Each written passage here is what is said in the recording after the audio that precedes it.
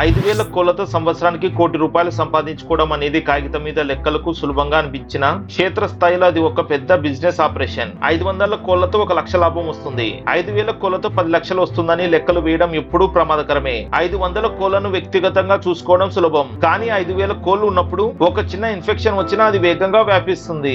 కోళ్ల సంఖ్య పెరిగే కొద్దీ కూలీల ఖర్చు, మందులు మరియు రవాణా ఖర్చులు గణనీయంగా పెరుగుతాయి. మీరు గ్రీన్ అండ్ నేచురల్ పద్ధతి ఎంచుకోవాలి. ఇది చాలా మంచిది, కానీ దీనివల్ల పెరుగుదల సమయం చాలా ఎక్కువగా పడుతుంది. బాయిలర్లు కోళ్లు 40 రోజుల్లో పెరుగుతాయి, కానీ నాటుకోళ్లు మార్కెట్ సైజుకు రావడానికి 4 నుంచి 6 నెలలు పడుతుంది. అప్పటి వరకు మీరు పెట్టుబడి పెడుతూనే ఉండాలి. ప్రకృతి సిద్ధంగా దొరికే మేత సరిపోకపోతే మీరిచ్చే అదనపు మేత ఖర్చు మీ లాభాలను దెబ్బతీసే అవకాశం ఉంటుంది.